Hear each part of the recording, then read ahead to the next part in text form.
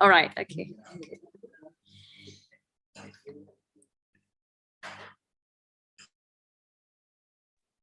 Okay, let's begin with our lecture today. Sorry, I'm just having a snack. Yeah. To give me energy for yeah. and some coffee. I hope you had a lunch already, because this will be until around 3:10, so it's quite long. Okay. Sudah all right. Makan. Sudah makan siang. Yeah. That's good, Pak. Siap. Saya siap.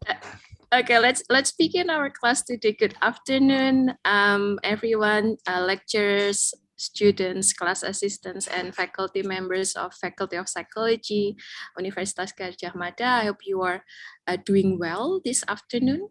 I believe this is the last day of your mid-exam, and I hope you have the chance to enjoy your free time a little bit and over the weekend.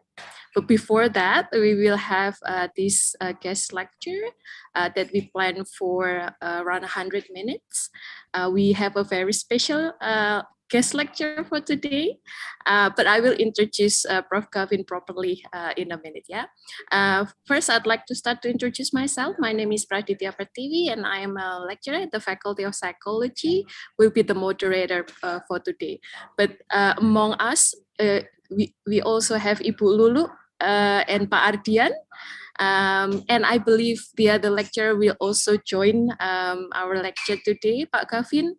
Pak Fatur unfortunately couldn't attend today's lecture, but he sent his best regard to Pak Gavin and sent thank you very much for kindly join again with the faculty forum after quite a while. The last time Pak Gavin visited the faculty.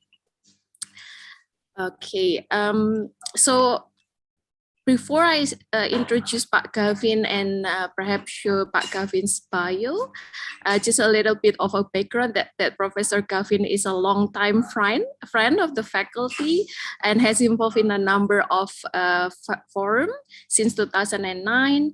And the last time we invite Pak Gavin was last year during the summer course held by the Center for Lifespan Development in 2021. And interestingly, last week or 2 weeks ago, Pak Gavin, we met in Sydney for a conference and chat a little bit and share and explore some interesting idea to invite Pak Gavin back again to the faculty. And just some hours after our chat, there was this Kanjuruhan incident which I believe has captured the attention of nationally but also internationally, and Pak Gavin's interestingly Pak Gavin's expertise also very related to the Kanjuruhan and understanding Kanjuruhan incidents from social psychology perspective. So we thought that this is a very great opportunity to invite Pak Gavin again to speak and inspire us in understanding this event or incidents from the perspective of social psychology. So please allow me to share Pak Gavin's bio. Okay. Okay, hopefully it shows. Okay. So is the screen is visible now? Okay, good. So Professor Gavin Sullivan is Professor of Social Psychology at the International Psychoanalytic University in Berlin and a visiting professor with the CTPSR. What does this stand for, Pak Gavin? The Center for Peace, I believe, and social research? It stands for the Center for Trust, Peace and Social Relations. Yeah, at the Coventry University in the UK, I believe, his interest in research on crowd, collective and group-based emotions, pride and identity began in 2006 after receiving a prestigious Alexander von Humboldt Research Grant. Since then, Professor Gavin has an extensive publication record, including a number of relevant journal and popular articles on personal, group-based, and collective emotions in megasport and other social and political contexts, such as conflict.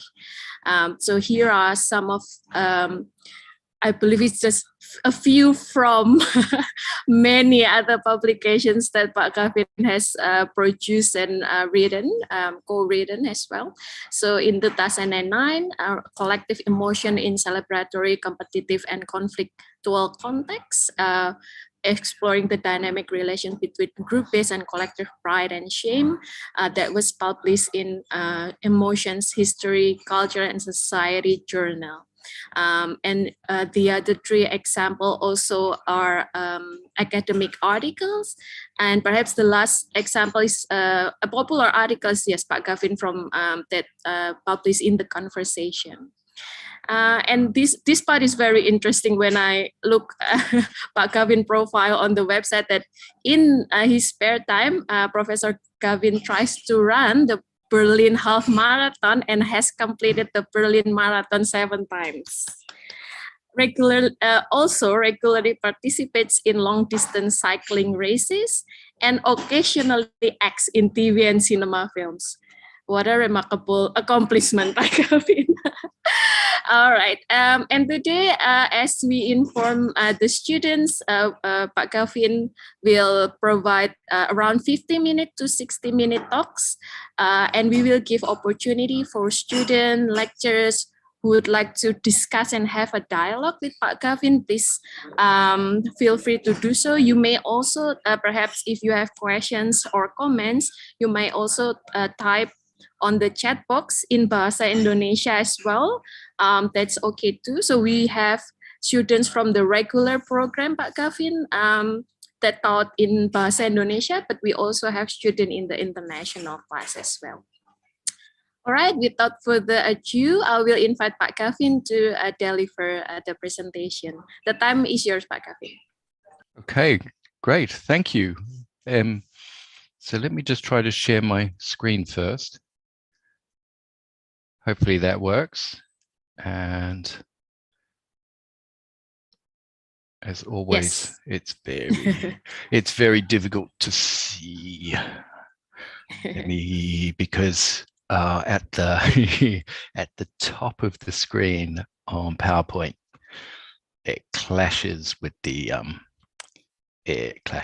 menu. Okay, so you should be able to see that. I will reduce the images, so hopefully you can see that okay. Yeah, we can see it now. Great.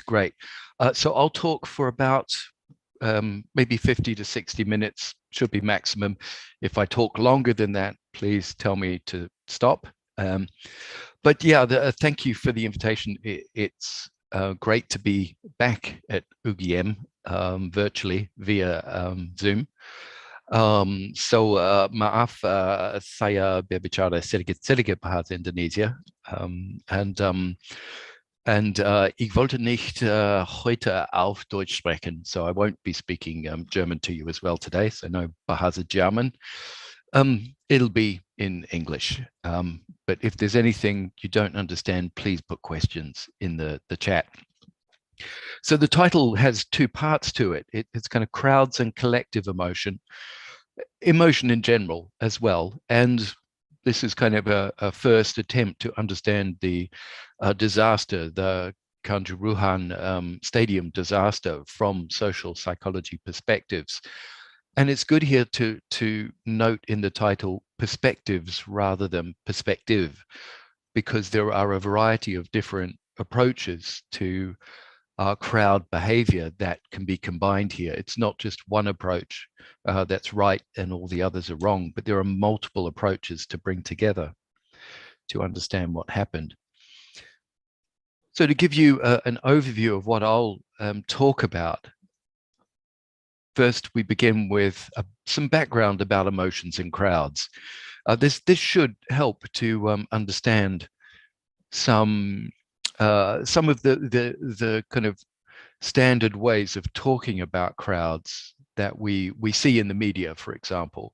And these standard ways of talking about crowds as irrational, as dangerous, um, terms like panic, stampedes, many of these have been challenged in contemporary and recent research. So I'll try to take you through how these can be applied ultimately to the Kanjuruhan disaster. So I'll talk about quickly four phases, if you like. The kind of first part, which is the pitch invasion. We'll talk a little about police interactions and then the escalation that I'm sure you've all seen to using tear gas. There's also the escape in the stadium crush, what happened. And then it's always interesting to look at kind of communal responses to tragedy, to disasters, to traumatic experiences. And that can tell us a lot about what helps when these kinds of overwhelming, potentially traumatic events occur. I'll give you a very quick summary at the end, and I've also got a slide of resources to use to refer you to some papers that I hope are useful and some resources. To give you a bit of background, in understanding crowds or groups and understanding phenomena such as the Kanjuruhan disaster, it's important to combine work from different approaches. This work is interdisciplinary, and interdisciplinary means it brings together research from studies of events, so how you manage mega sport events, or how you also manage public events in stadia, for example.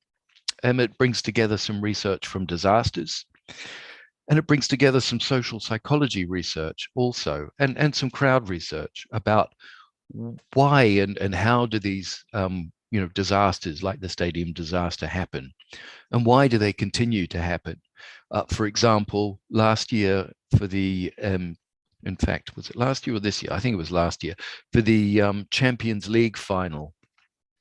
There was almost a disaster in Paris with crowds of Liverpool fans trying to get into the ground in Paris for the Champions League final, and that being very poorly managed by the police, so that people had to move into a smaller and smaller space. Now, when you introduce something into that kind of very volatile, well, without that potentially dangerous situation, there's always a very high potential for things to go wrong. And I'll show you what some of that research tells us, that applies to the recent stadium disaster. When we think of crowds, we usually tend to think of crowds as dangerous and irrational. And there's actually historical reasons for this, which need to be challenged. We need to look very carefully at them. For example, Le Bon in 1895 wrote a book that continues to influence the way a lot of people think about crowds. That 1895 book, The Crowd, A Study of the Popular Mind, really created some of the negative ideas about crowds that are still with us. And what's interesting is these kind of negative ideas may have their local origins.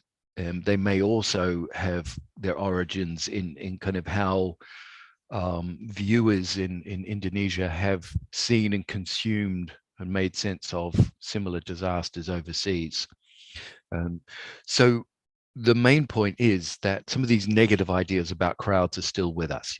Police might use these ideas about crowds, thinking that crowds are mindless or very dangerous, to kind of inform when or how they make decisions about their responses to crowds. So we'll talk about this as we go on and look at the stadium disaster, of course. Some particular ideas that are still with us from Le Bon that are now challenged are the idea that kind of people lose their identity and morality in crowds. We often, in fact, some of the first reporting that I saw from Sydney just before I came to Indonesia was news headlines saying riot in a stadium leads to hundreds of people dying.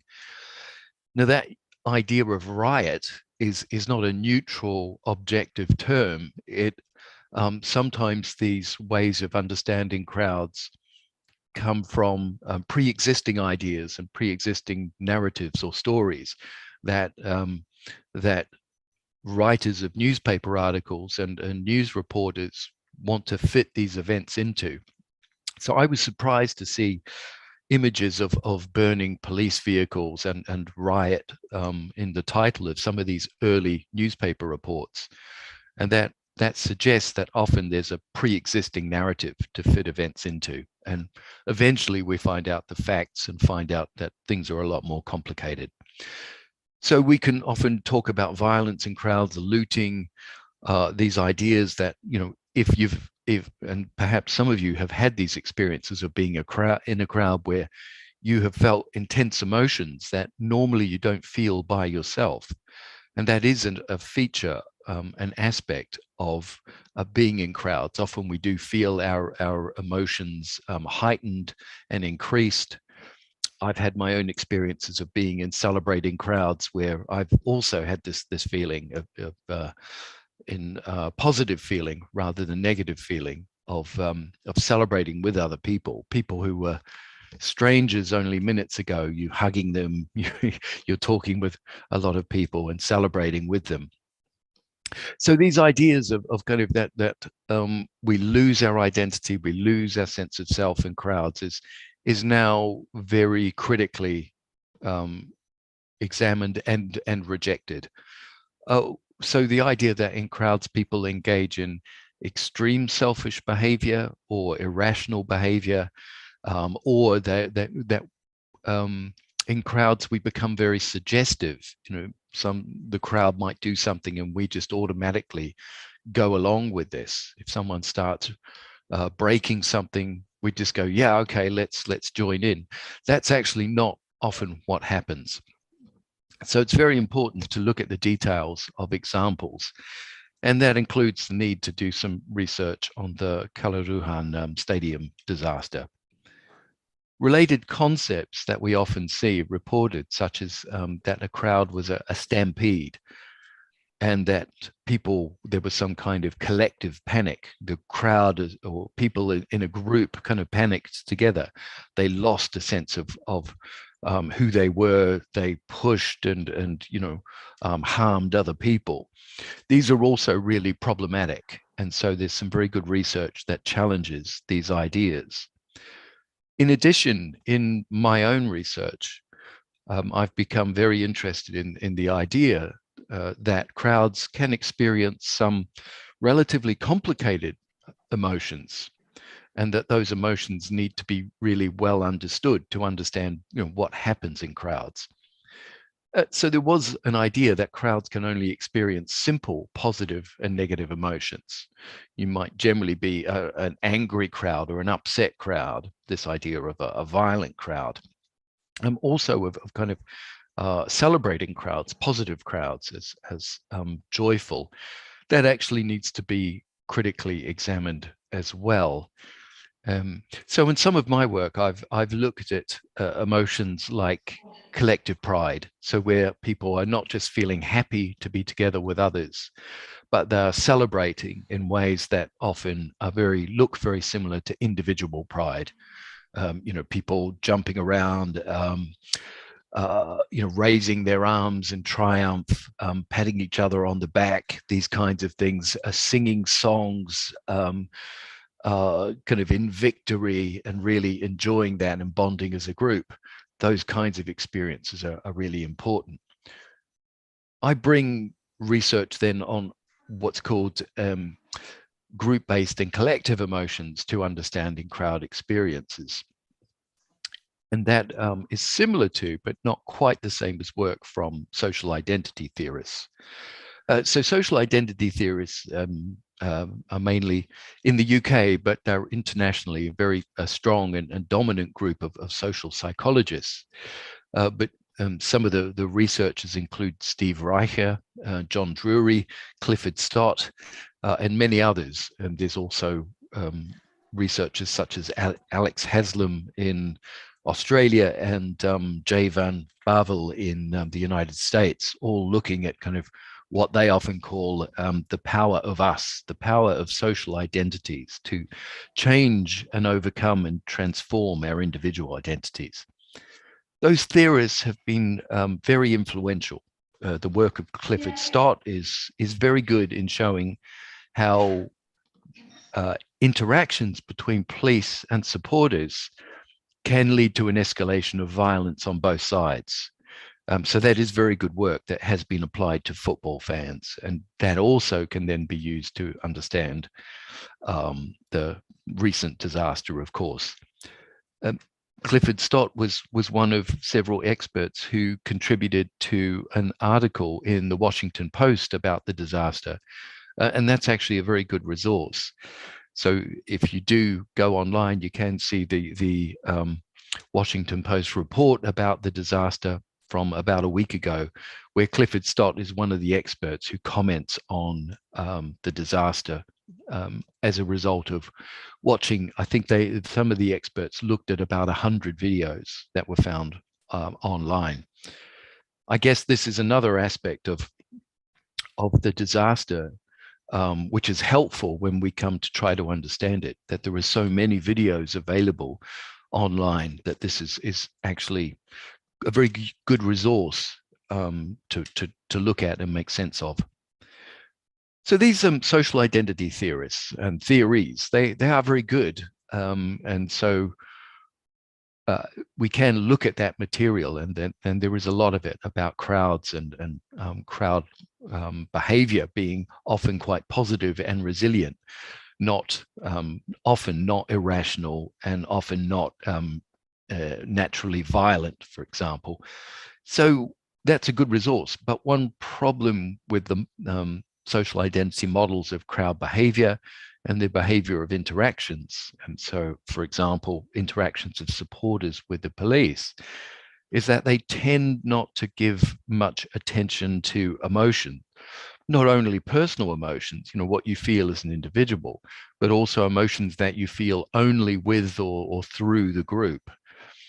And one of the reasons they do that is because they want to resist some of the accounts of crowds that are still popular, that come from Le Bon and that work of the 19th century, where any emotions in crowds are kind of seen as being irrational. And so that's one gap in the crowd literature from social identity theory that I try to fill with an understanding of emotion and giving emotion more of a role. And when you give an emotion more of a role, that doesn't mean you're saying that crowds are irrational and emotional.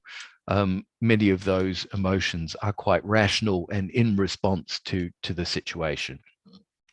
So we'll look at some examples of that. Another problem is they don't always look at what are quite large variations in the behavior of crowds. And it is important to look at crowds and see who in a crowd engages in extreme behavior. So, for example, behavior that's personally very risky, and why they do that. So there is some literature, there are some studies from the perspective known as identity fusion approaches to understanding supporters, for example. And that's very good in showing that some individuals in a crowd might feel that the crowd supports their more extreme behavior, even though actually it may not. But also sometimes they may feel that the group they support, it could be Adama supporters, for example, some of those supporters might feel that the fan group is like family. They feel very closely and highly bonded, or identify highly with the supporter group. And then they might feel that they can engage in extreme behavior on behalf of that group. So that's important to realize that could play a role in some of the dynamics between police and supporters. some supporters who engage in extreme behavior and think that the support group, the supporters in general, agree with them or support them, but they may actually not. And that can be a problem. So what is this kind of central idea of social identity theory? It's really important if you don't know much about social identity theory to kind of take away from, I guess, this lecture, maybe this one main point about social identity theory.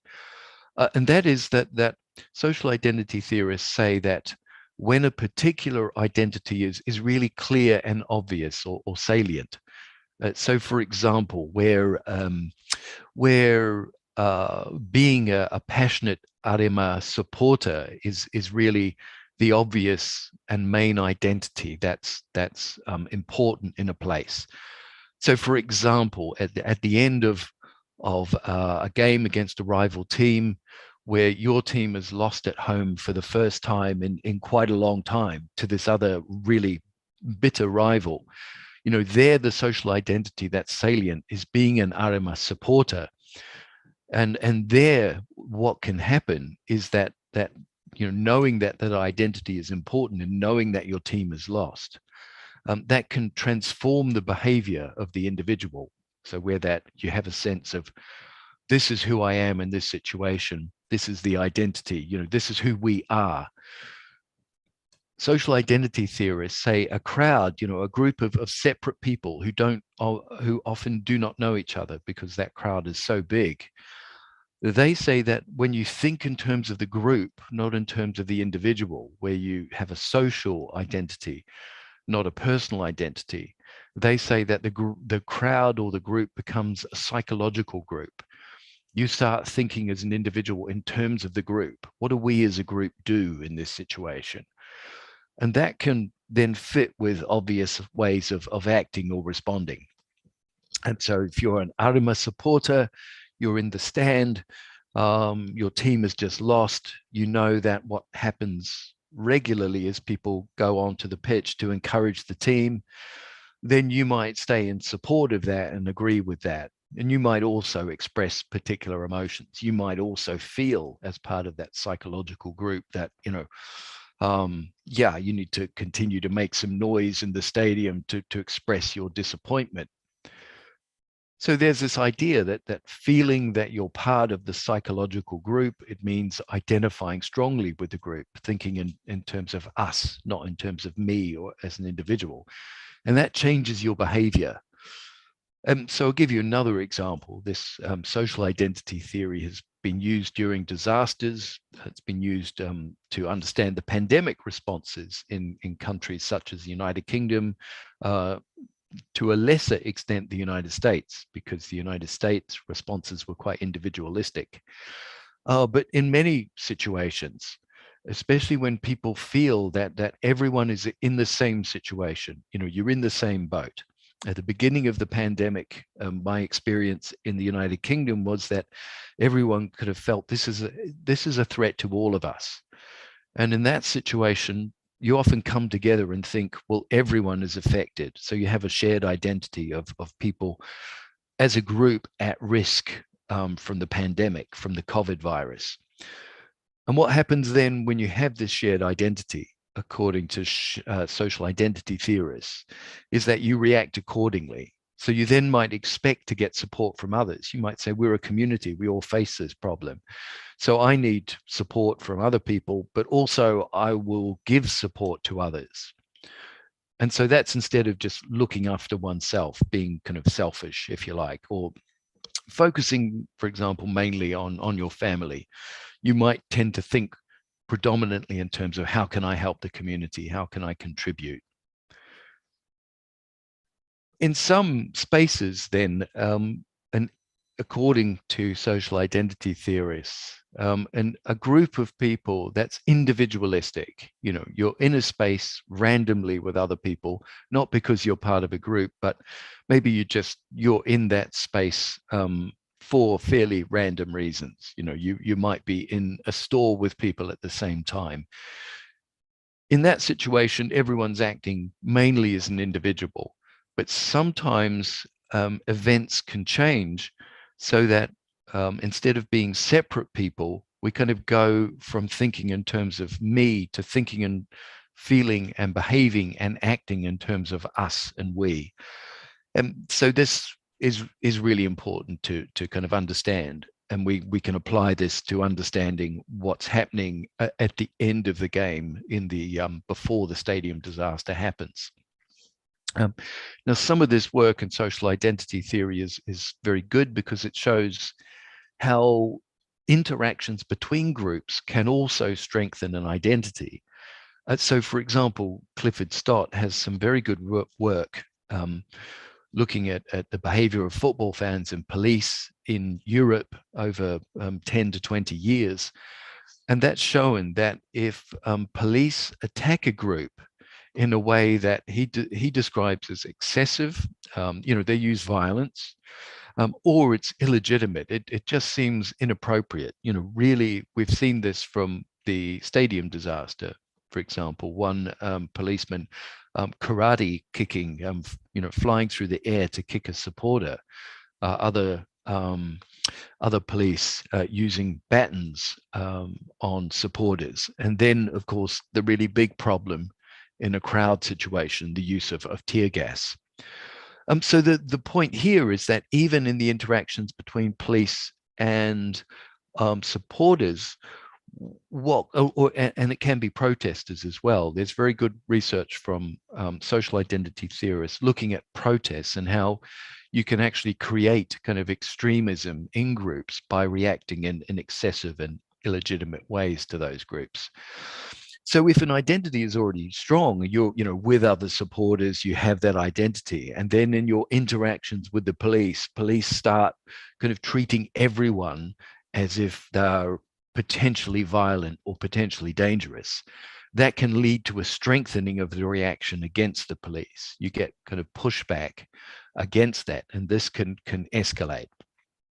Now that's one possibility. You get these groups then fighting each other potentially.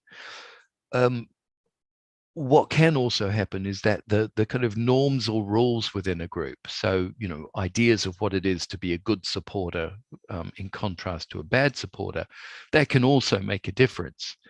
So sometimes some of the fans who may not go onto the ground or onto the pitch may be thinking, look, I can understand why they do that, but I don't think I should. That could be a normal rule of the group that usually we don't do that. But of course, in some situations, it might seem all right. And that, I think, is what happened at the end of the game. I'll talk about that a little more in a minute. Within groups, of the actions of leaders within those groups may also play a role. So if there is a particular fan group leader, someone recognized as a leader by others, their behavior can actually regulate the group. It might stop some of the individuals who want to engage in a more extreme or dangerous or risky way from engaging in that action. So groups can self-regulate, and groups, crowds do have rules or norms. There's an understanding of what's appropriate and what's not appropriate. So people can shift also between positive and negative personal emotions, and the emotions that are based on their group, or what are called collective emotions. Now that's that's really a complicated sentence, so I'll try to make it a little clearer through some examples. Essentially, the point here is, you can have a social identity, you can have a shared identity. So you could be in the crowd at the end of the Arama game, and that there's loud chanting against the players. There's a loud and ongoing expressions of disappointment. People are kind of joining in with the noise that kind of expresses their disappointment.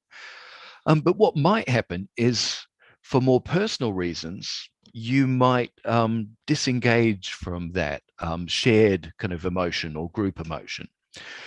So So there's this possibility that your personal emotions might differ from what is happening in the stadium and what is widely shared. So, for example, it might be something simple. Your needs, in contrast to the group needs, might be that you need to be somewhere else. So, okay, you're going to leave the stadium early or something like this. Sometimes in crowd situations, people feel fearful.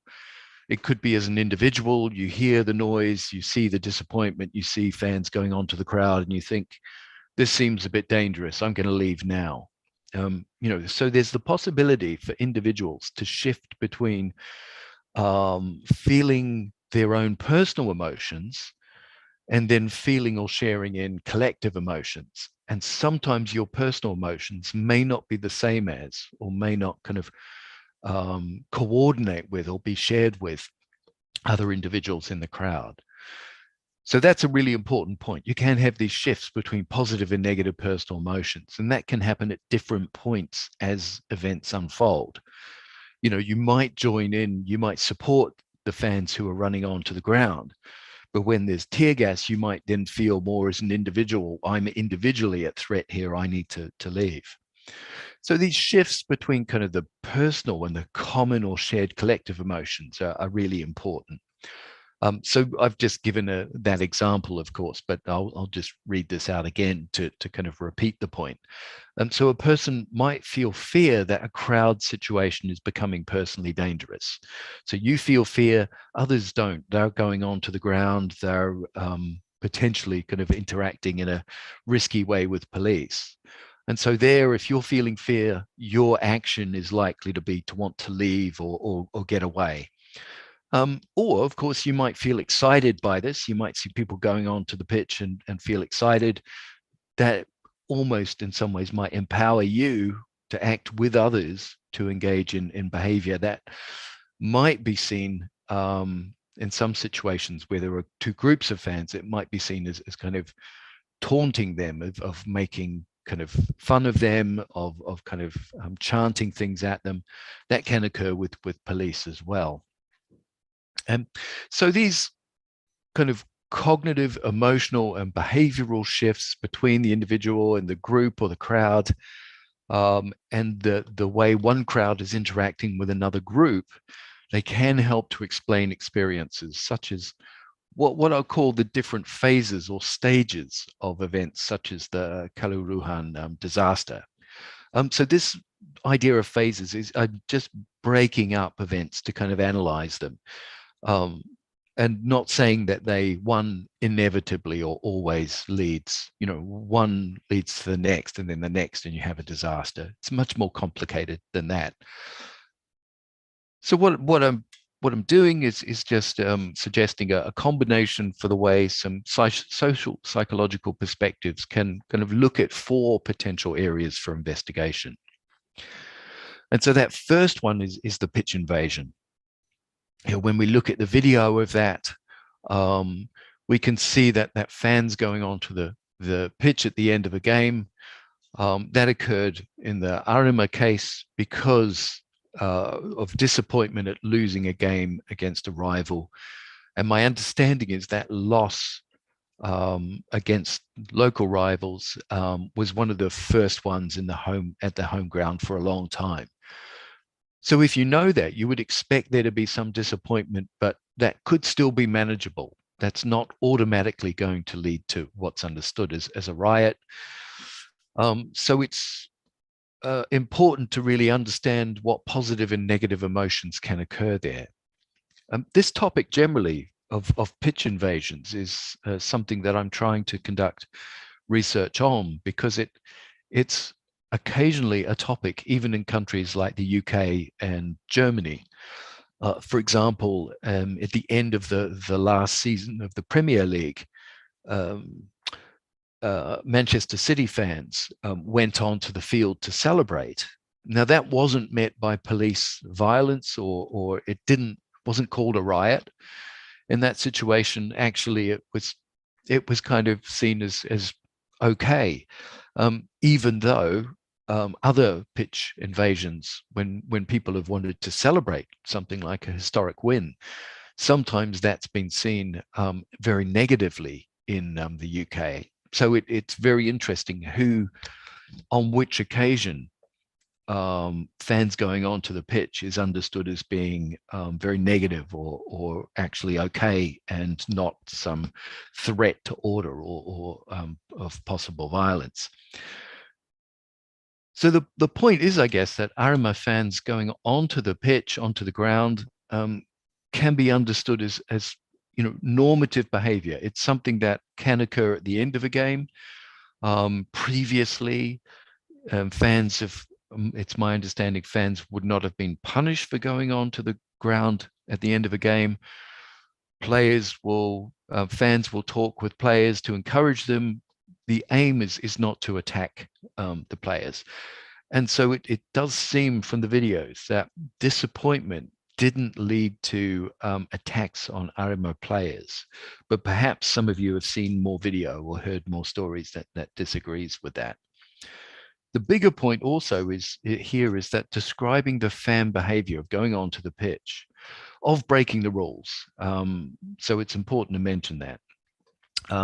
There are signs around the stadium that say, do not go onto the ground. And that's also standard on many other football grounds, of course, internationally. So describing that fan behavior of going onto the pitch as a riot can fit into these pre-existing narratives or stories of disorderly crowds. The idea that perhaps police are working with, that this crowd is out of control and the only way to respond is through excessive force. And that's where we have the potential for escalation and eventually a tragedy. And from some initial video analysis, some examples I've seen, and I need to check this again. So this is, this might be wrong. I offer this tentatively. It does seem that one or more committed or upset players may have kind of interacted with police in a way that made them feel that they needed to establish control, using, as we know, illegitimate means, very risky and incredibly dangerous means that they shouldn't have.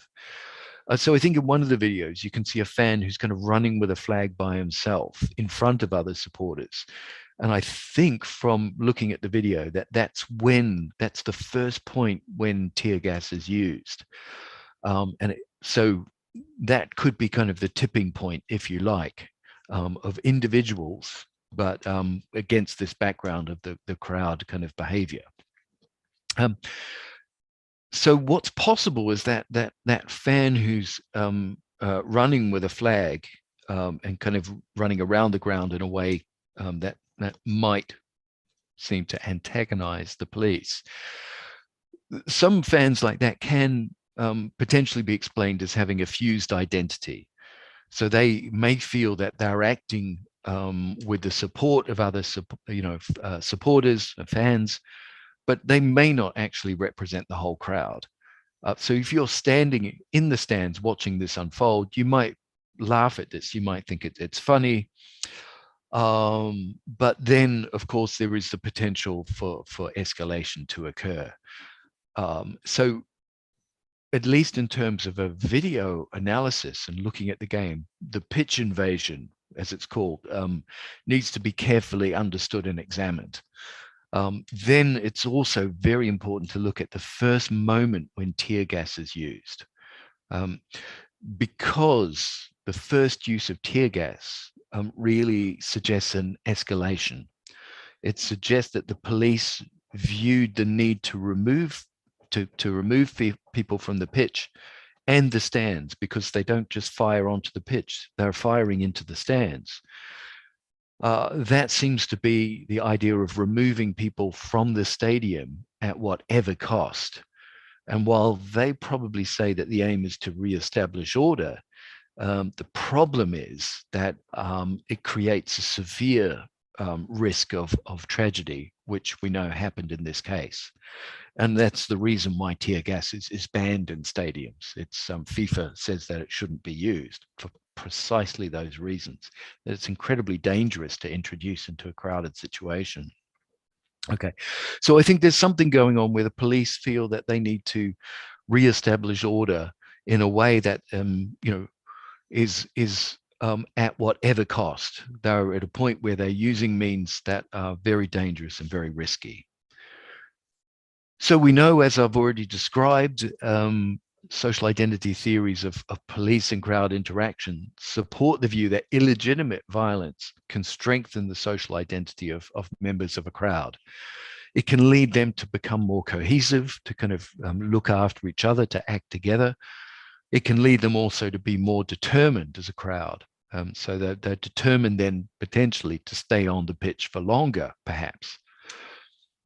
It's interesting to explore this from an external perspective, because from an external perspective, like mine, an alternative strategy could have been to just let the players leave the pitch, make sure they're safe, there's no violence happening, there's no aggression, and then for the police to slowly move supporters off the pitch without using violence and excessive force.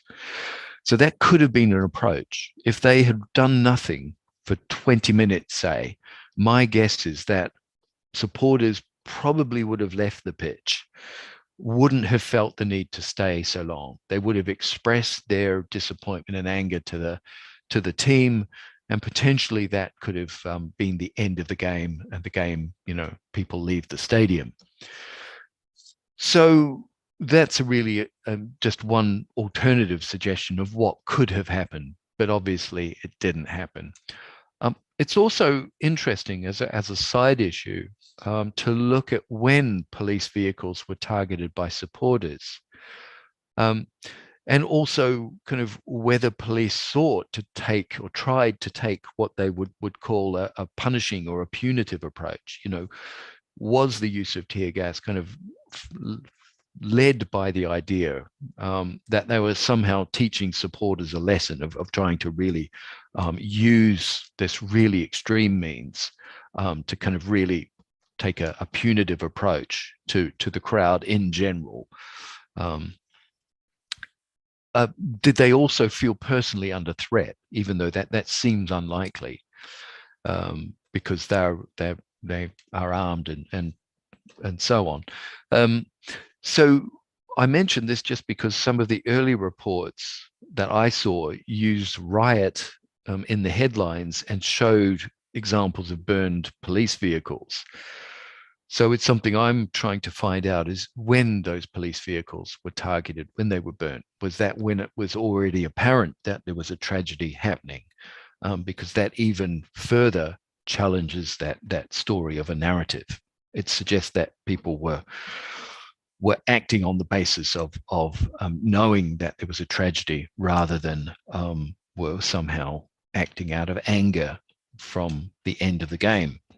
So it's important to look at what are the symbols of violence and when violence is used against symbols or people.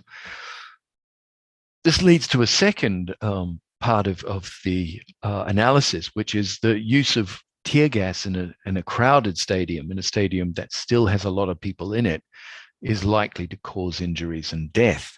And in this situation, that people do feel fearful. They seek to escape. They want to leave when they see things, when they see escalation happening, the use of tear gas. They want to avoid the physical effects of it. And also, potentially, they might have the police approaching them. There might be the possibility of being harmed further through violence or through arrest or something like this. Now, what's really important here is to note that the research tells us that it tells us that people do not stampede. We're not like animals. We don't stampede blindly without any concern for others. So this idea of stampede is actually wrong. It's not supported by the research. The research shows that people in many situations where there is a direct threat, they often still try to help others. And this includes helping others that they don't have a bond with, that they don't know, they don't previously know. And so, for example, people leaving the Twin Towers in New York were generally quite orderly, often helped people who needed help. They weren't kind of panicking and thinking only of themselves and pushing others out of the way in some kind of completely irrational and kind of risky and dangerous, selfish way. So there's a lot of research to say that people look out for others. They do also, they are not overwhelmed by emotions in those situations.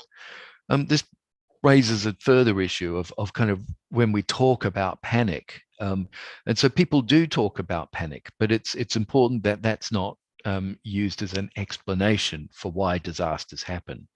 It wasn't that people were pushing over each other randomly and selfishly to leave the stadium to escape. So the important point is that people do not die because of some form of crowd or collective panic. People do feel fear, but if there is enough space available, they can leave without endangering other people or themselves. So it's important that people don't.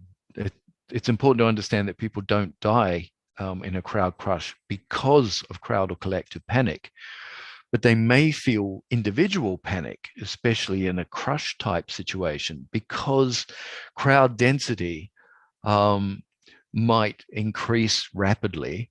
And if you're in a dense crowd that's trying to get through a small space, the physics of that mean that you'll be compressed in, and there's great possibility there of feeling panic because no one's really able to avoid or kind of reduce the crush situation. And also, there's a real risk there of dying. So if you're in a high density crowd that's becoming more dense very quickly, you may feel panic because there's a high risk of dying, or you're being pressed in by other people. So the language of panic and stampedes can often be misleading in looking at how we understand these types of events. Although it might feel like the right way to describe how people in a crowd come to harm themselves and others, we really need to be very careful of that. So, for example, very good research in crowd behavior shows that crushes occur because people press forward to escape a threat, but they often have a limited knowledge of what's happening in front of them. So if you don't know that a gate is not fully open 50 meters in front of you, and that's stopping people from leaving a stadium or leaving the stands, then the real problem is that because you don't know that, you will keep pressing forward because behind you is a threat that seems far more important. So this is kind of the issue of people act in this way because we have limited knowledge in the situation of what's happening. We would stop if we knew that other people were being crushed in front of us and that there was very little or no possibility of leaving quickly. So that's, and I hope that some of those descriptions were not too upsetting. And we're moving towards the last kind of piece of this this lecture. So I'll probably take maybe about 10 more minutes, perhaps maximum.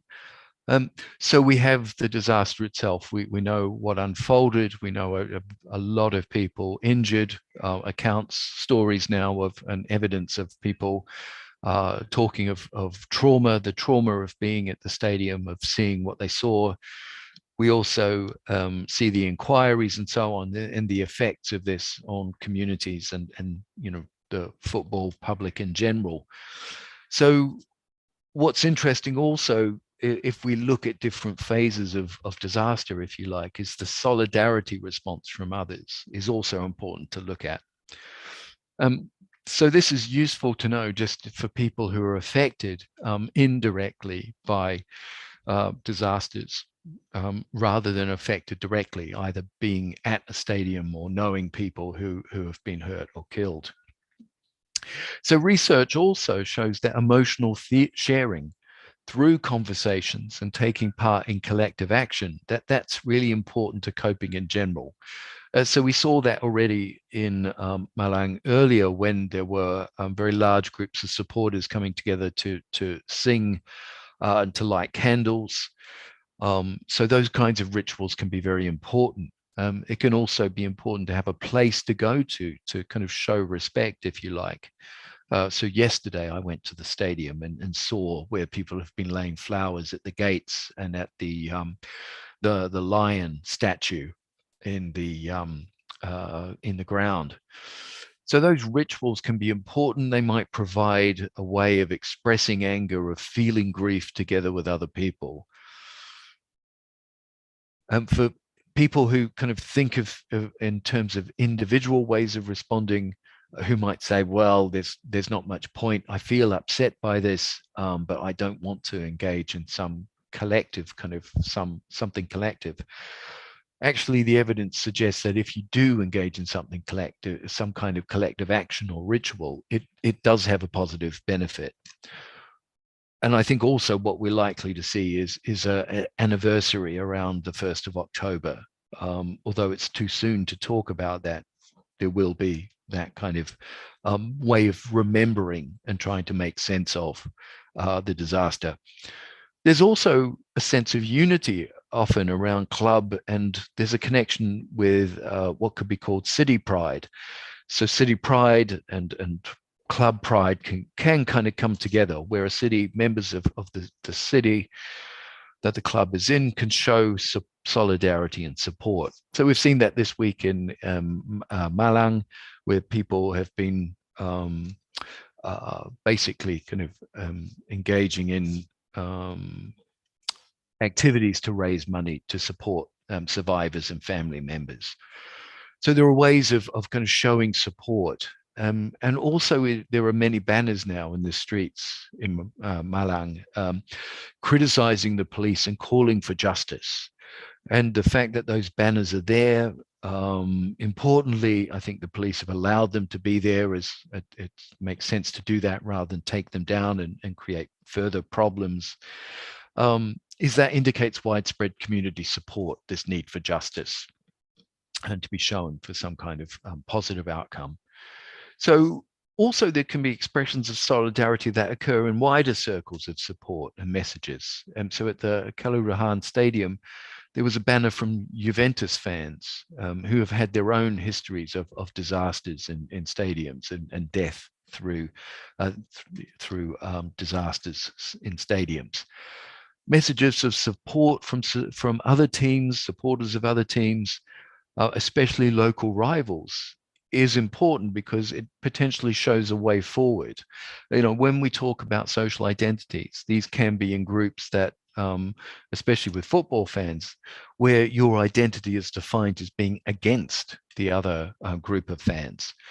But of course, there are many situations in football where death, where the possibility of death makes people redefine what their identity is. So you see this where, for example, players collapse in the stadium. So Christian Eriksen, of course, was one example of where fans came together in a Euro game last year to chant chant his name. That's a good example of where a kind of a social identity of a common humanity or common supporter identity has become salient and is shared in by people. Perhaps one of the challenges is to make those shared identities, kind of stick or stay and guide people even in situations that are more difficult. So how can you support an idea of kind of a common humanity or a shared identity of being a football fan when you've just seen the other team beat your favorite team? That's one of the challenges for a shared identity. Also, we'll see things like apologies from the police that will play an important role, and others. So through inquiries, through political pressure, that will help to create conditions for reconciliation. But establishing trust, creating trust between supporters and police, that will take a lot longer, I think, to establish. It might look very unlikely at the moment, but that has to be part of thinking going forward. So to kind of finish up, research from the UK and Europe shows, for example, that it's important to have members of the police who are trusted as a kind of bridge between police and supporters. So police liaison officers have been used in the UK and Europe to liaise with fans especially when there are situations that might seem to have the potential to escalate. So the kind of leaders within supporter groups are trusted and respected by those supporters. And for that reason, other supporters will follow their lead and their actions. Also, in the longer term, supporter groups need to demonstrate leadership to reduce these tribal rivalries, to limit the excessive behavior of some of their own fans whose identities are fused with the group. So, as I said earlier, some supporters might feel that the football club and other supporters are my family. This is kind of really strong bonds with others and feeling the need to act on behalf of that fused group. Fans also need to become good followers of new norms. So there has to be changes in norms and values where peaceful and respectful support for football is seen as normative.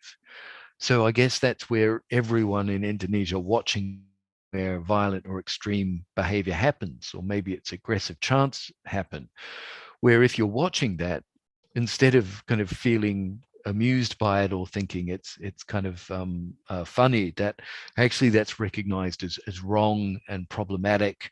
So that's a good example of where normative change occurs, where extreme or violent behavior is not accepted. Some very final points, one final slide, I think, before I get to a summary. One final point too is safety needs to be built into the entry and exit points of stadiums. You know, if you think of being on a plane, of being in a building, there are emergency exits. Why don't stadiums have emergency exits? That seems to be something really obvious. But yeah, it often doesn't happen. Police also need to be trained to recognize when their behavior escalates a dangerous situation. And that can include looking at and knowing that, the fact that there is some bad or problematic fan or supporter behavior, that you don't have to reestablish order using the most excessive means, because that excessive use of force, tear gas, creates a disaster. Also, some of the ideas, cultural ideas, I guess, what might be called fan culture, of kind of owning and defending spaces within and around stadiums, that needs to be explored and better understood. So, for example, I went to a Persib and Persia game in 2018, and at that game, a rival supporter was identified as being close to the fence where you could enter the ground. And he was attacked by Persib supporters and eventually killed. You know, that's just one of many examples from the history of kind of fan interactions in Indonesia. And that seems to stem from this idea that as a fan, it's intolerable that another fan could be even near my space or the space that fans are in. And it's important to look at why that kind of idea develops and why it comes to kind of play a role in the way that fans interact with others. And just finally, also, there's a lot of very good work on disasters and communication. So from you can see in the situation at the Kanjuruhan Stadium that there were no announcements. It seems there were no signs or kind of message boards that could be used to say, please leave the ground, to communicate something that might be then used to kind of reduce the risk of a problematic or chaotic situation happening. So that can be useful, the way that communication occurs. That can be very useful in reducing the possibility of further disaster occurring. There was an example of a bombing outside the French National Stadium a few years ago in a game between France and Germany. And there, the communication and the strategies were used in a very good way to keep people calm, to exit the stadium once it was known it was safe to do so. And that seemed to be done very well. There was no possibility, there was very little possibility of a disaster happening. Okay, so I hope that all is interesting and helps you to show that social psychology can really do things in the world where these thoughts do really contribute, and these theories and research do contribute to understanding, how a disaster might happen. As I've said, I think we can explore these 4 phases of the Kanjuruhan disaster, not to say that one naturally leads to another, but to show the full kind of features of the disaster and what was happening prior to it. And that can include, so really good research in the long term should try to explore the perspectives of everyone involved. I think it's very unlikely that police could be interviewed for a very long time, but hopefully that takes place. That would actually be really useful and insightful to see how police viewed their role and their behavior. The insights of social identity theory and other approaches can be integrated, they can be put together, combined, and that can be used to suggest ways that Indonesian football can change the way matches are managed. It can change, hopefully, the way that the stadium are designed. Better stadia hopefully will be built. That kind of research can also hopefully positively influence how fans regulate their own behavior. So hopefully the disaster is an opportunity to change the culture and behavior of all the stakeholders involved to make Indonesian football a passionate place, somewhere where you can go to experience these collective emotions. But you can experience that and express them in a way that make it a safe experience. And here, just as some quick resources, these are not all of the many good resources that are out there, but just I suggest very quickly the conversation model article that I wrote, How Does a City Mourn? I was using that to explore how people in Paris reacted to the Bataclan terrorist attacks. But much of that also applies to Malang and understanding what's happening in Malang over the past couple of weeks. There's a good review. I don't know if it's open access, but Human Stampede's an updated review. If you're interested in finding out, how actually do crowd designs, crowd spaces, and stadium designs lead to disasters, this is very good work.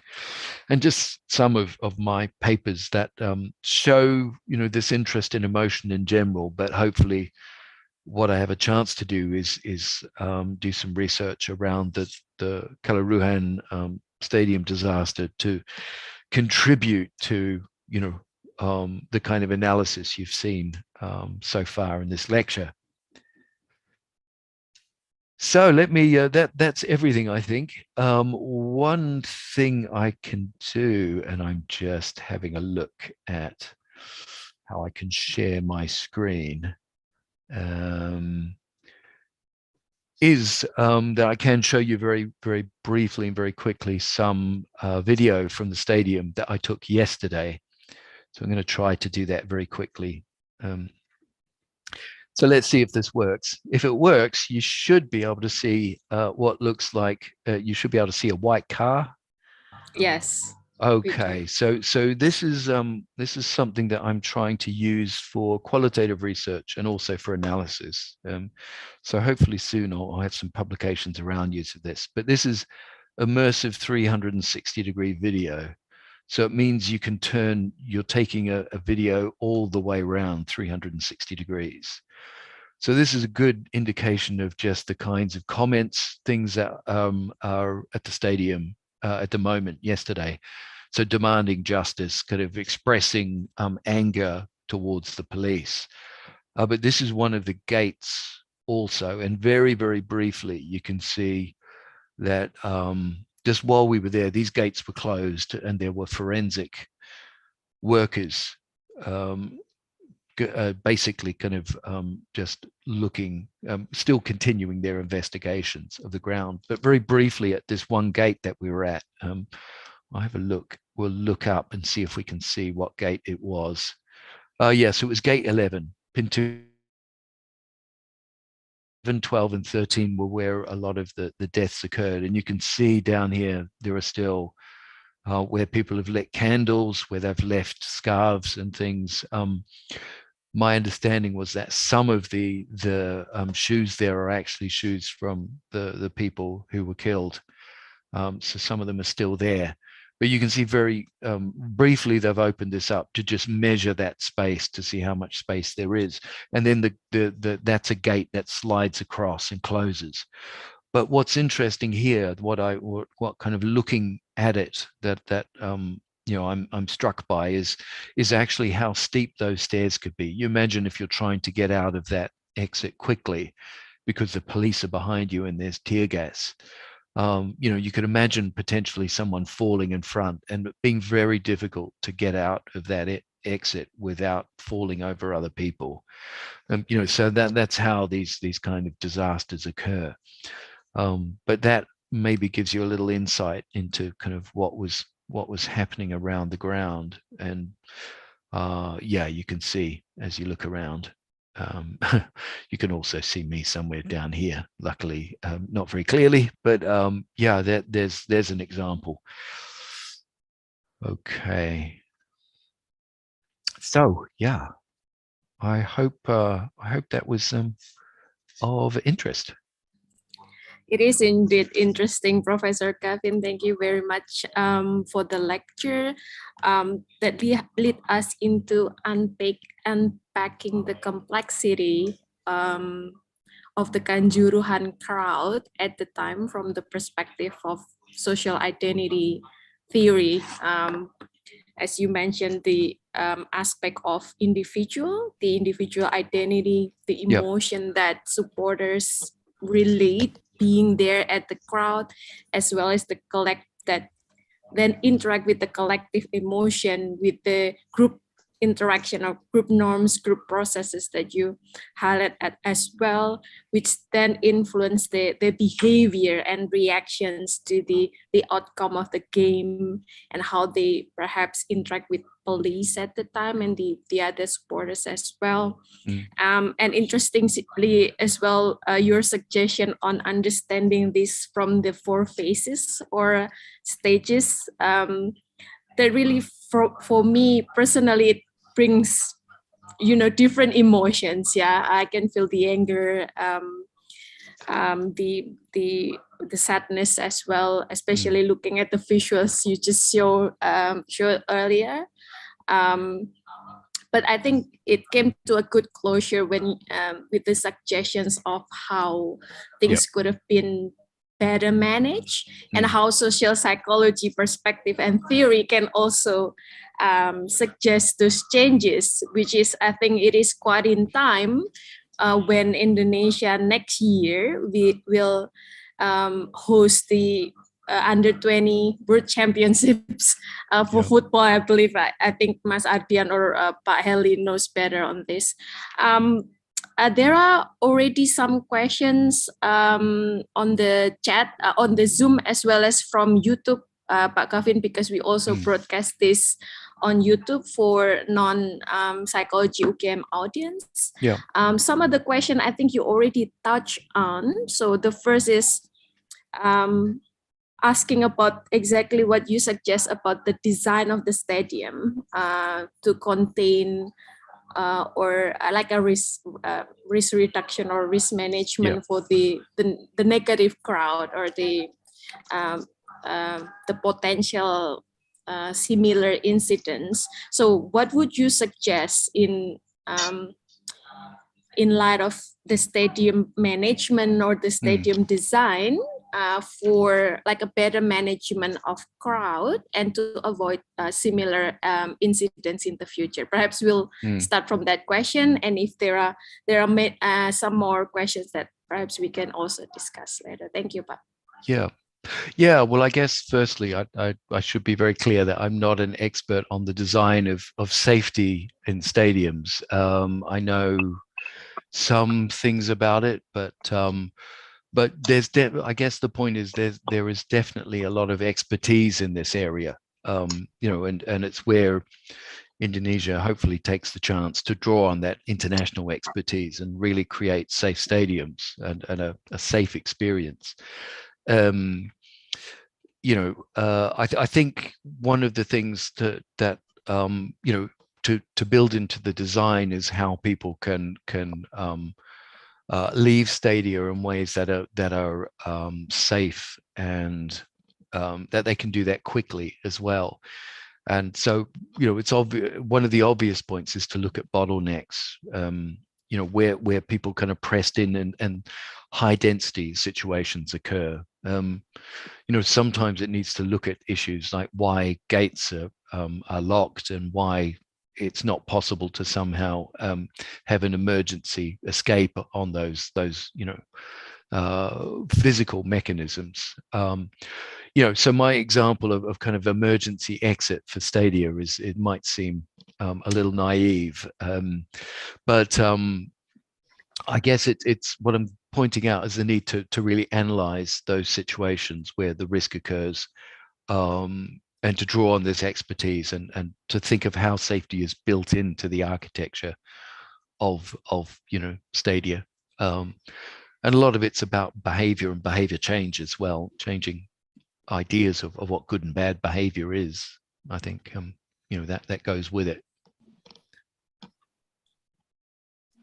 All right, thank you very much for that, Pak Gavin, as well. I mean, like, as a comparison, I haven't visited the Kanjuruhan Stadium as well myself, but from the photo that you showed me there, and your note about the steep stairs, and perhaps that's the only exits. Like, there are several exits, but that only the type of the exits that perhaps available in the stadiums is comparing to other stadium like the San Siro in Milan, for example. They do have the ramps, which is like more very wide ramps going down. Very wide and very long, that perhaps is like, I don't know if it's safer, but at least there are other options or alternative routes for supporters to exit from the stadium as well.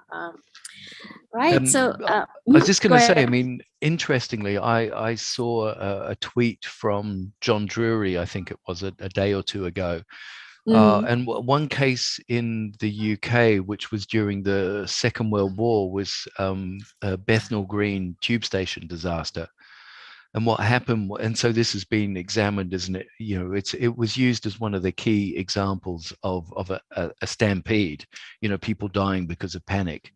And there's been some very good work now that shows that actually it was the design of the stairs and people trying to move quickly in a dense way down those stairs that led to people slipping and others falling on top of them and so on. And that's how the deaths occurred. But the one of the signs at the in Bethnal Green tube station now says, be very careful going down the stairs. They can be slippery, keep hold of the handrail.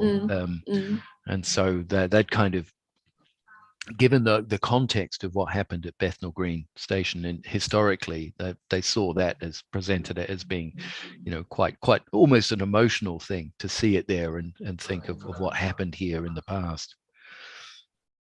Yeah.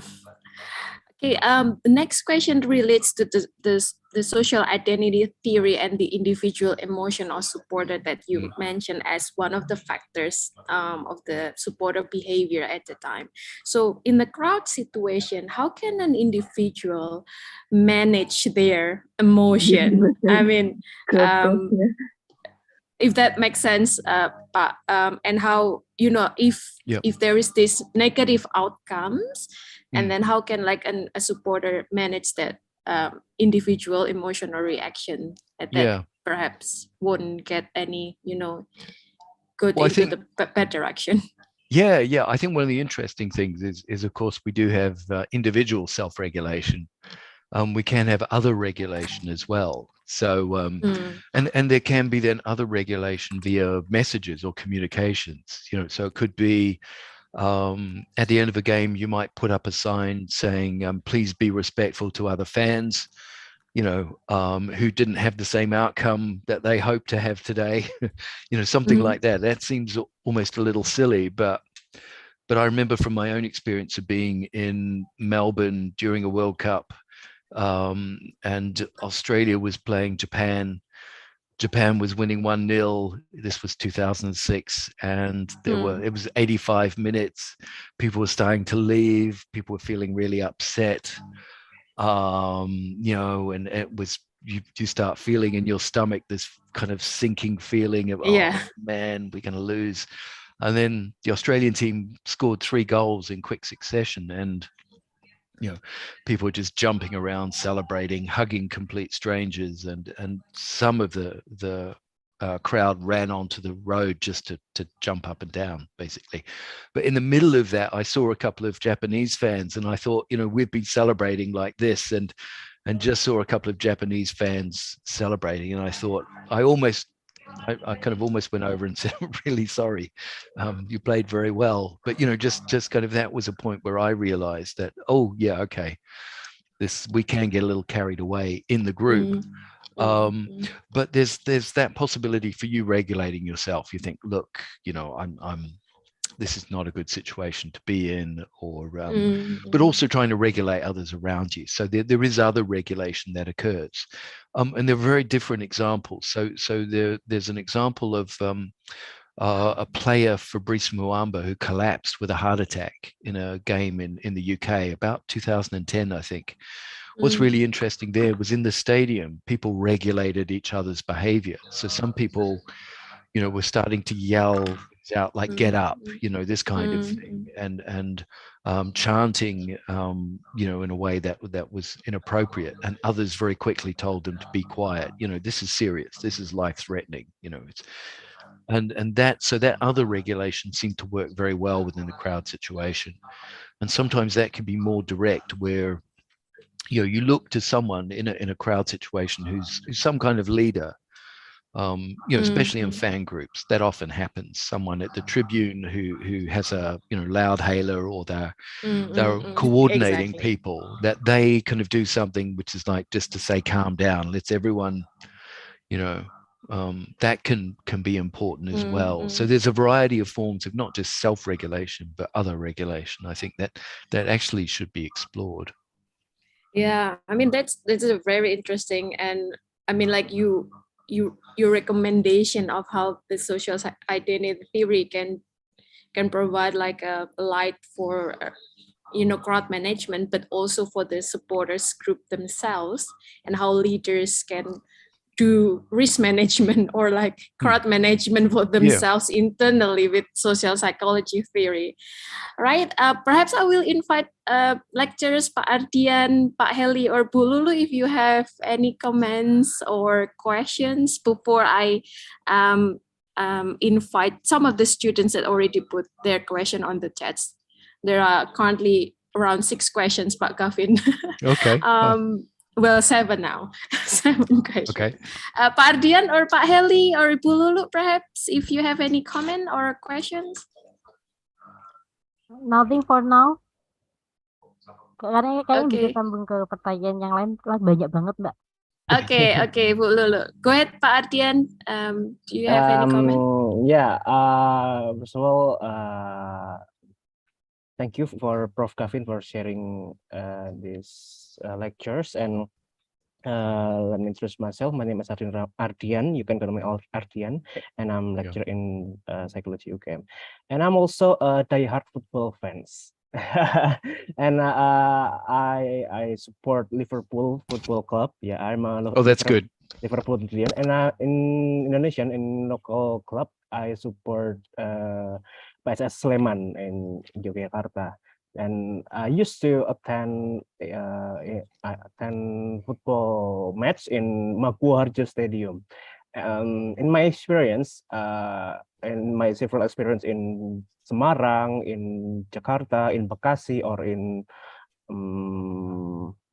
Sriwijaya, Palembang, though there is no stadium in Indonesia that there is meeting the standard of Liverpool or England stadium. Like the stadium is typical like athletic stadium, not a football stadium. So it's kind of different. And if there is any crowd, or what should I say, what crowd panic, there is no other options except only the entrance gates only. There is no emergency exit.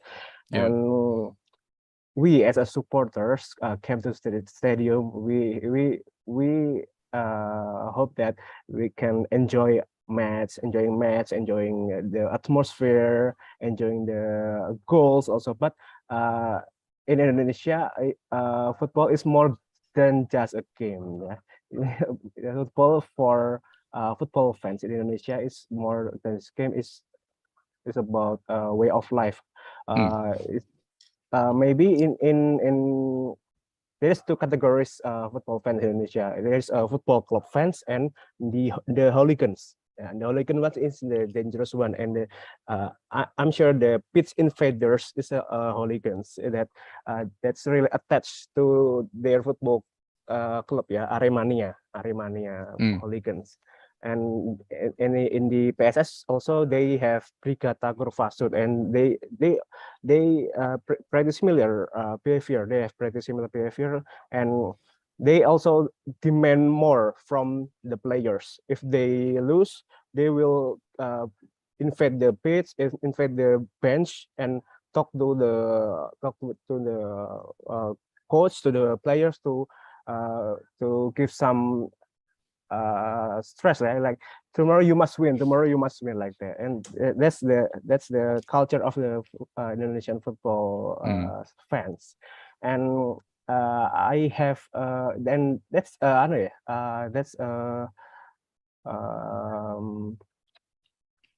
like pattern in Indonesian football fans. And would you I just wondering, what would you say and what you recommend to Aremania match stakeholder, maybe if we can bring back time before the Kanjuruhan Stadium disaster to prevent this disaster?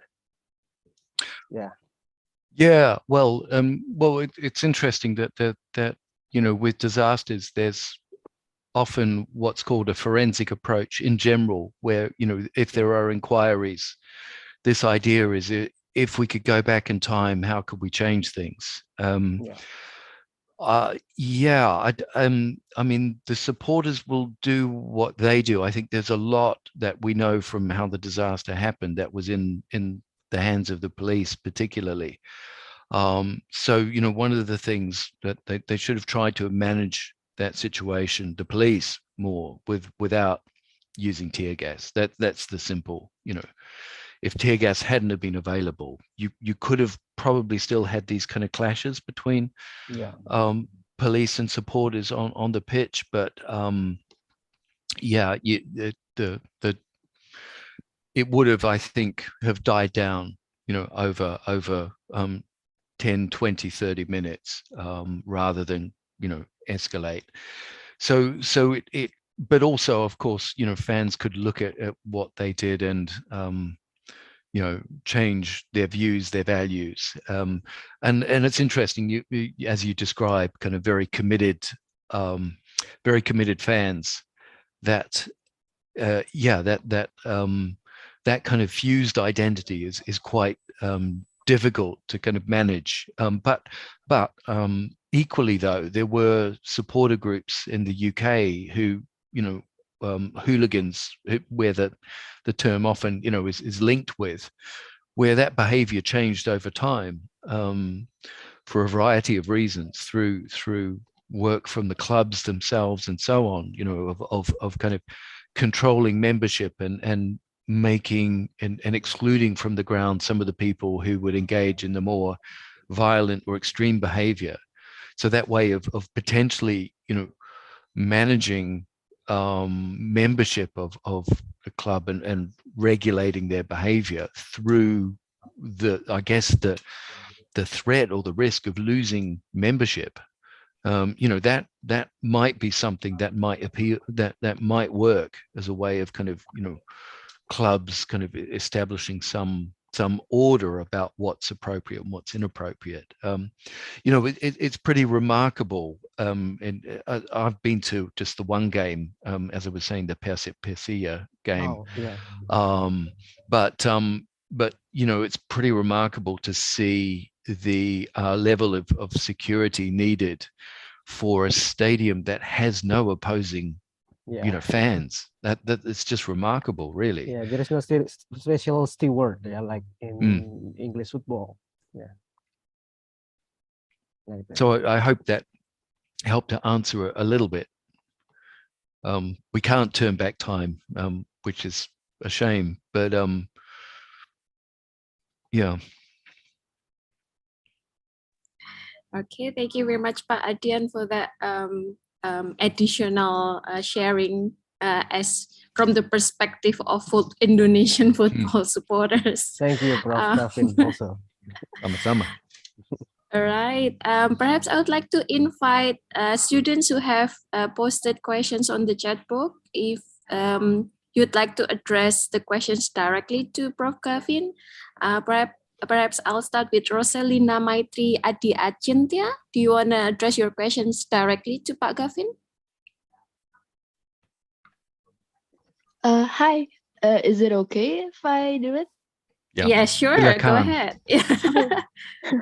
Okay. First off, I wanted to say thank you so much for taking the time to talk with us and also for your presentation. I wanted to ask from the social psychology perspective, who is to blame for this incident? The crowds, the police, or is both sides to blame for? Or is one side more responsible for the incident than the other? The general public seems to be split on this opinion, and I would like to hear your take on this. Thank you so much. Yes, thank you. Well, it you know, some of the international literature I'm reading and seeing really suggests a lot of it rests with the police and the stadium organizers, that you know, and the game managers, that you know, the use of tear gas is really is going to cause a disaster, and combined with other you know, oversights like gates being locked and so on, that's a lethal combination. So, you know, in that respect, I think it's quite clear. You know, longer term, I think it's something that you know, fan groups and as well as owners, managers, FIFA, and so on, works on to really change what happens. You know, you can use examples from the UK of changes that did occur, that might provide some model for Indonesia.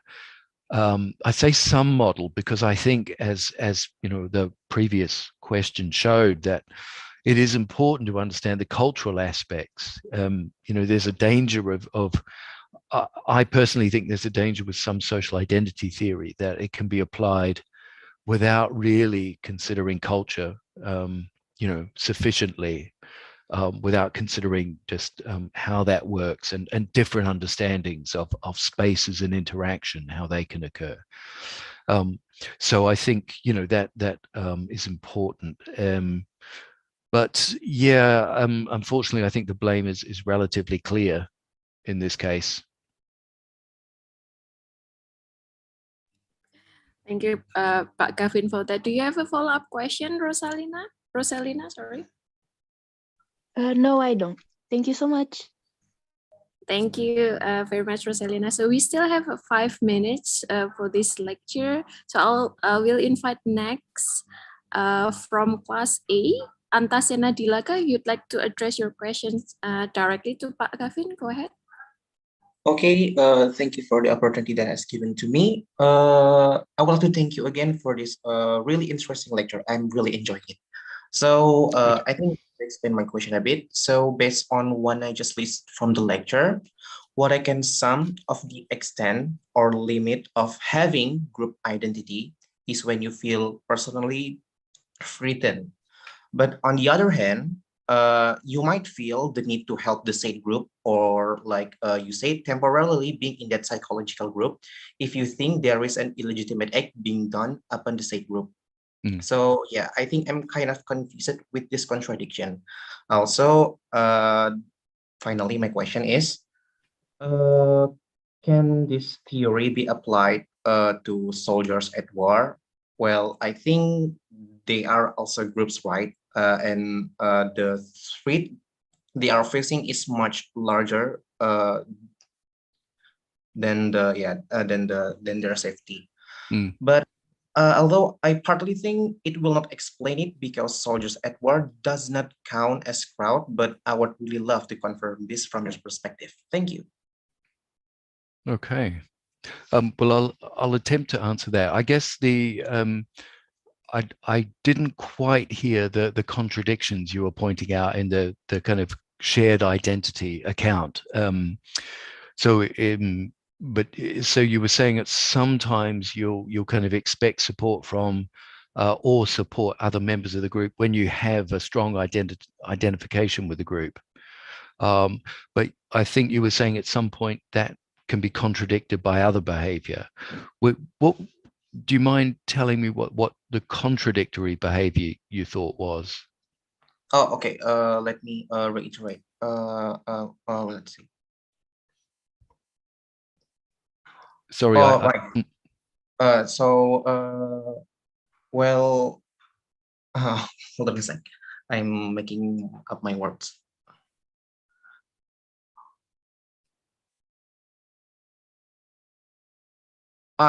Okay, this one. We have the apa sih namanya? We have the we might help the psychological group if we see them as being treated, or like an illegitimate act is done upon them. But on the other hand, we also want to leave that group if we feel that we are personally attacked. Okay, that one. Yes. Okay. So what I was pointing out there was the difference between a personal identity and a social identity. So for a social identity is one where you're thinking in terms of the group, of what's happening to the group. Your feelings and actions and behavior are about thinking, my group is being threatened here, or in the same way that a good example of this is often national identities. So if I said Indonesians are lovely people, you might then feel or smile on the basis of your identity as Indonesian, going, oh well, that's nice, because that includes you. So that's a good example of a group-based emotion or reaction. If I say you're a nice person, that's a personal identity. And so, what can happen, what I was trying to point out there was that you can have these complex shifts within your experience at a game. You could be on the stand at the Arema game. The game is just finished. You're disappointed. You're feeling this collective emotion. You're contributing through, your kind of the sounds you're making to a kind of collective atmosphere of disappointment. But then you might see things happening on the field that a personal kind of sense of threat might emerge. You might think, oh, actually, I'm really at risk here, personally, individually. A quite different example of, maybe this is even better, is you're at a concert, you're with other fans listening to your favorite music, you're really enjoying it, but at some point you need to go to the toilet. That's an individual need, unconnected to the crowd need. So you might have to leave the crowd because your need is different from the crowd's. And that's maybe an even clearer example of a social identity versus some need or interest that's more personal. So I hope that helps to understand that, because I think in some situations where, maybe the police are coming towards you, there's tear gas, that's when you feeling a threat or fear as an individual can be guiding what you're doing. There's an expression used in the literature, which is kind of collective panic, that some researchers have, such as John Drury and others, have tried to say is more collective fear. I think that's probably wrong, because I think it might be that there are a lot of people in the same place who start feeling fearful for their own safety as well as the safety of others. But it can become, your personal identity, your personal sense of I'm at risk here, can become more obvious at some points. So it's just really looking at the need to be very careful about when the shifts occur. Your emotions might be about a threat to you personally, rather than a threat to the group in general. So it's not always clear when it's going to be one or the other. But I think this is something that is useful to investigate by talking to people. There was an example I saw of someone who had got out of the stadium, who clearly had a strong identification with other fans, who went back into the stadium to help, and then he was subsequently found, dead. So he was killed eventually. But that can happen. That's where someone has a personal, a kind of collective identity and attachment, and their personal sense of, well, I'm now safe, I'm okay, I'm not going to help others. Clearly he overturned that and was thinking in terms of helping others and the group. But yeah, I hope that helps a little to understand that. I guess, you have to come from, sometimes you have to come from an individualistic country like the UK, like Germany, New Zealand, Australia, to understand what a more collective kind of response feels like. In a lot of rich or developed nations, this kind of individualistic sense is really quite strong, and often we don't always shift towards thinking of the group unless we really have to. We're kind of thinking, well, what's in it for me? So that's why maybe this issue of culture needs to be far more thoroughly investigated, because I know some social identity theorists, they say, well, look, it just happens the same way everywhere around the world. But I don't know that they have really thought about, the real complexities of collectivism and versus individualism, and where social identity applies. That's why I personally get a little upset when I see some of the crowd experts just saying, oh yeah, it's the same situation. A shared identity emerged, there was collective fear, and then, this happened. We can explain it all. I still think it's important to look at culture, history, the relations between groups, and that more passionate kind of way of understanding football in Indonesia. It's like it used to be for some groups in the UK. Yeah, thank you very much, Professor Gavin. I mean, there you go. That's a room for further research if students would like to investigate further with regards to Kanjuruhan or any other sports events that has like similar dynamics as the Kanjuruhan event as well. Thank you very much, everyone. There are still quite some questions, but I'm cautious of the time, and I'm aware that you have some agenda on 3:30. But perhaps I would like to propose if we could send these questions to your email, Prof. Gavin, and if you are available to answer them, we would really love to hear your thoughts on these questions. And Okay. and really, thank you very much for that. Perhaps a follow-up email afterwards. Right, so to perhaps close this session, please join me in thanking Professor Gavin for the excellent lecture for the day. I really enjoyed the session. It's very insightful as well to understand the Kanjuruhan the tragedy from the perspective of social psychology. So with that, perhaps I will invite also the student crowds to, if you don't mind, to have a photo session with you, Prof. Yeah, Gavin. very good. Yeah. If you can share the photo with me, I'll put it on Of course, Twitter. yeah. Yes, please. I'll Perhaps we will give for the students sometimes to, if you can, please open the camera so we can take this moment in a photograph. If you would like to also follow Prof. Gavin on Twitter, I'll check the Twitter account, or if you would like to share that on the chat box, Prof. Gavin.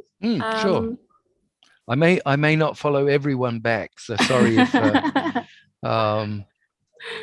let's see.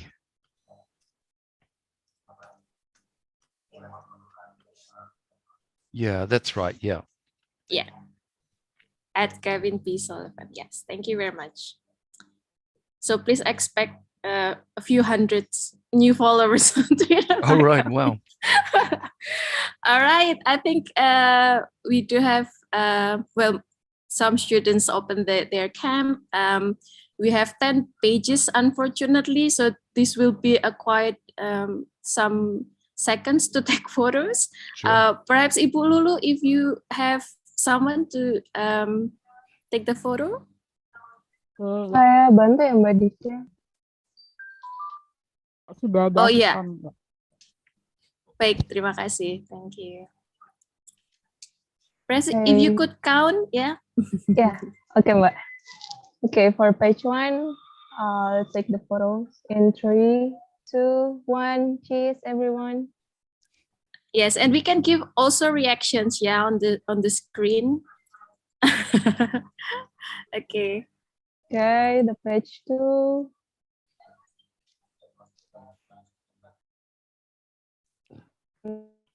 The third page. 3, 2, 1.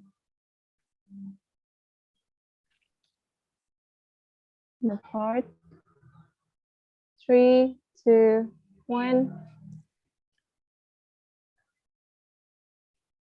Okay.